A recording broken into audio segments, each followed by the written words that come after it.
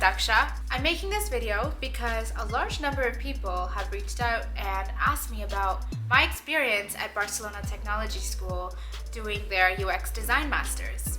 Understandably, because there are a lot of programs out there promising a really awesome UX education. So it's really hard to choose which one's the best for you. Okay, so I'm going to use this video to try to tackle some of your most asked questions.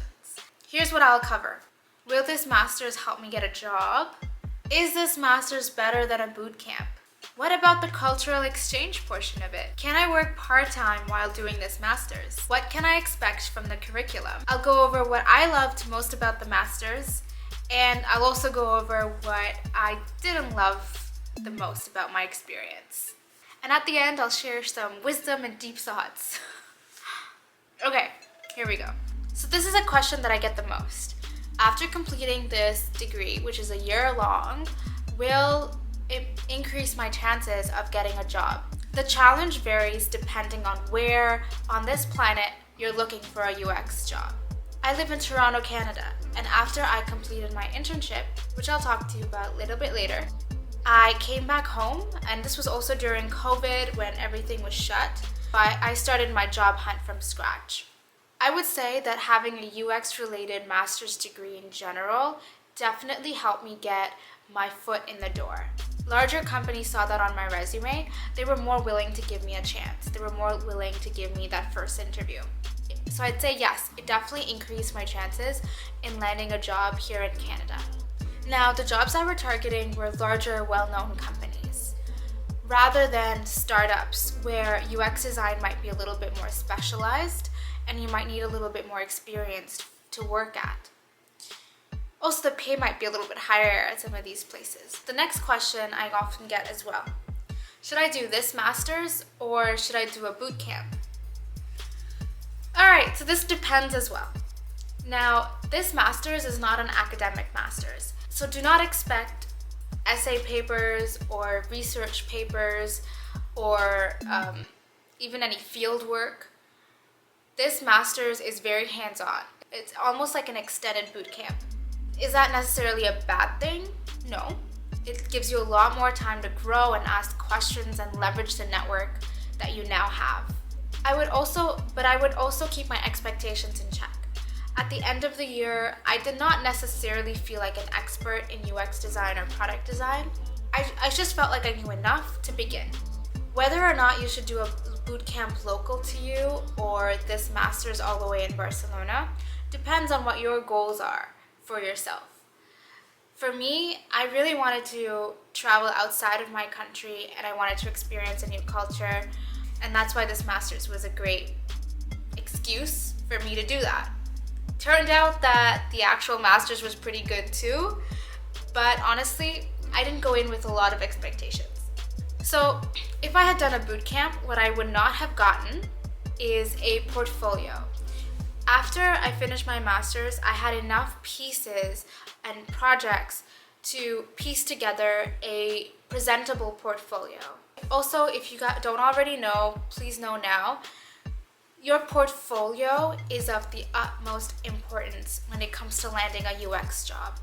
This is what's going to get your foot in the door and through the door. Your portfolio is going to serve as all your talking points during any interview.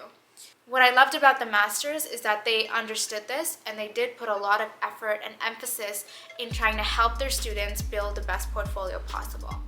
Okay, now let's talk about cultural exchange.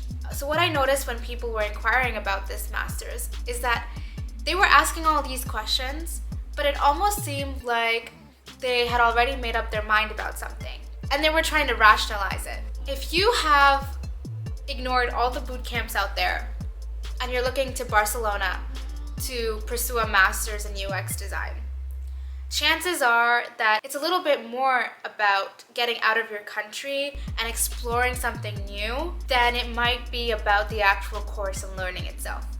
And that's fine. You don't need to make excuses to live your best life. If you want to travel, and if you want to explore Barcelona's rich startup culture and art and meet new people, there's no better place to do that than Barcelona. I highly, highly recommend.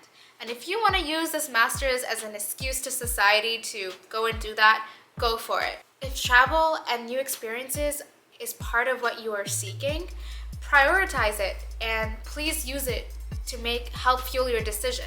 It's a valid point in your decision making and well worth the money. I'll also talk a little bit about the class and networking.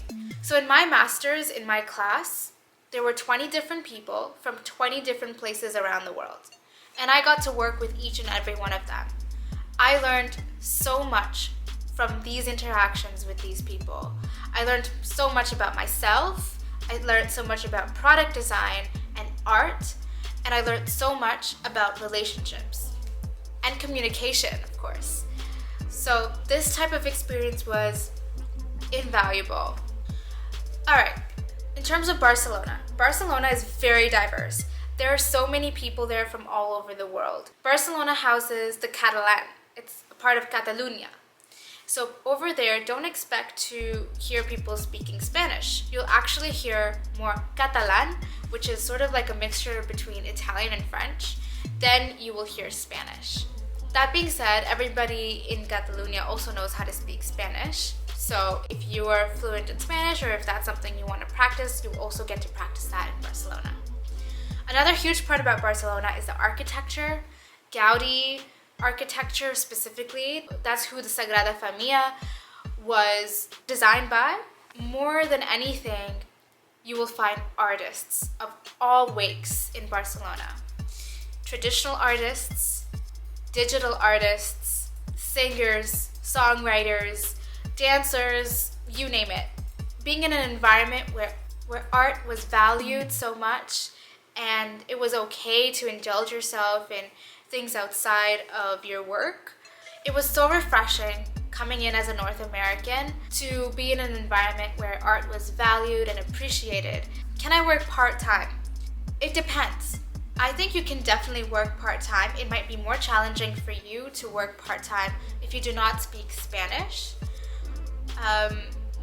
But I do know a lot of friends who took up startup opportunities or volunteer opportunities part-time while they were studying the master's. So yes, you definitely can.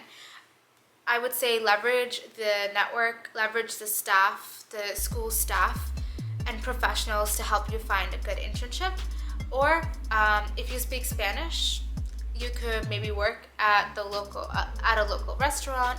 You could work at a local skate shop, whatever fits your mood. Another question I often get is how difficult would it be to get an internship in Barcelona? Not super difficult. If you put in the effort, you will definitely see results. I think most of my peers ended up landing internships either at startups or at larger companies. Me, I landed an internship at Nespresso Barcelona, which was actually the headquarters for all over the world. And although I did not land an internship in UX design, I was hired as a technical writer, probably because of my English speaking skills. But it was such an awesome experience. I got to work as the only non-developer in a team of developers. So I learned how to work in an agile environment. I learned about the software development cycle. And through technical writing, I learned a lot about product management and product design. I also got to work and meet a lot of UX designers at Nespresso. So, awesome experience.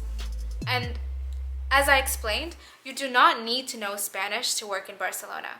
My entire team was English speaking. All of Nespresso headquarters was English speaking. And that's because, like I mentioned, Barcelona is a hub of people from all over the world and especially Europe.